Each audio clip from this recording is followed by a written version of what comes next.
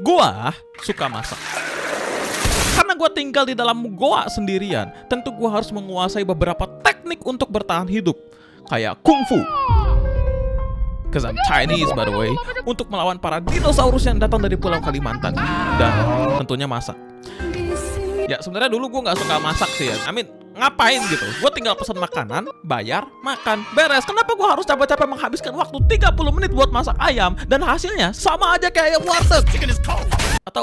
Atau mungkin lebih buruk, buang-buang waktu anjir. Itu waktu bisa gue pakai buat jadi pro player di Dota. Jadi mending gue pesan makanan online. Tapi masalahnya adalah semua makanan yang dijual secara online itu mahal. Ayam goreng 10.000 berubah jadi 30.000. Bro, ayam siapa ini 30.000? Apakah pas masih hidup dikasih makan Royal Canin? Ayam ini bahkan bisa main campur Cina. Bahkan Indomie goreng harganya 22.000. Bro, what is this, bro? Tapi kan itu ditambah telur, Vin. Ditambah telur. Make it the fuck out of my face. Apa bedanya ini sama mie yang gue masak di rumah?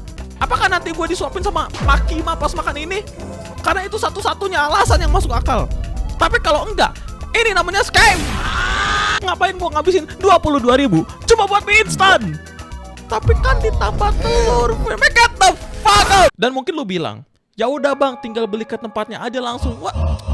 Asumsikan gue membutuhkan waktu 10 menit dari rumah gue untuk sampai ke cumi hitam Pak Kris.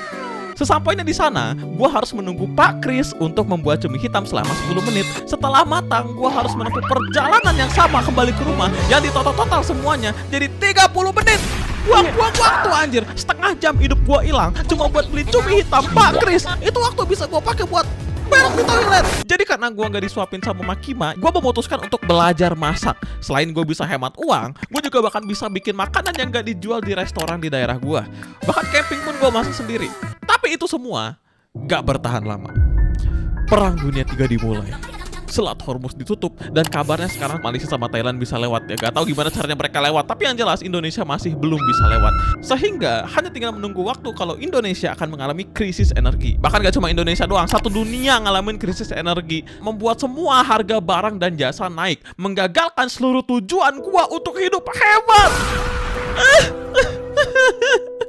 Trump, fuck you. Nah, di saat negara kita menghadapi krisis energi, solusi dari pemerintah kita adalah gedung DPR bakal matiin AC mulai dari jam 8 malam. Ya, jadi akhirnya AC yang malang itu bisa istirahat setelah nyala terus semenjak dipasang. Dan matikan kompor setelah masak. What is this? Tutup mata ketika tidur, quote. Cuci tangan sebelum makan, quote. Selama ini udah 8 bulan gue belajar masak, dan lu ngajarin gue untuk matiin kompor setelah masak.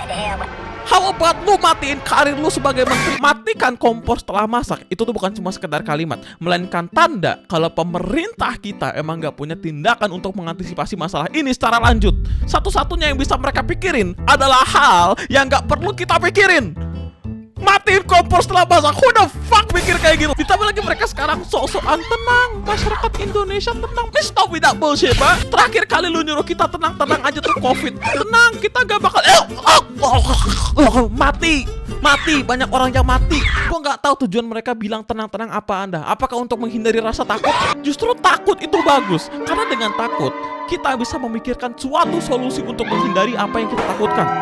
Luban, seorang ahli pertukangan asal Tiongkok. Beliau membuat payung karena takut istrinya kehujanan. Sungguh suami yang baik. Thomas Alva Edison bikin lampu karena beliau takut sama kegelapan. Atau enggak sih, man. I don't know. Tapi intinya adalah ketakutan bisa menyelamatkan kita semua. In fact, ketakutan adalah reaksi normal manusia dalam bertahan hidup. Like, kalau gua lihat ular di belakang rumah gua bakal takut dan berteriak kayak lelaki sejati. Dan teriakan gua akan menyelamatkan semua orang di sekitar gua, membuat mereka menjadi waspada dan menyadari kalau ada sesuatu yang tidak beres di sekitar mereka. Abis itu, gua bakal telepon damkar dan masalah teratasi. Beres. Tapi kalau lu gak punya rasa takut, sok-sokan ngambil suling, mencoba mengendalikan ular tersebut, atau bahkan lu cium ularnya, maka 10 menit ke depan, toa masjid udah bunyi. Assalamualaikum warahmatullahi wabarakatuh. Telah meninggal saudara Rean karena beliau mencium ular.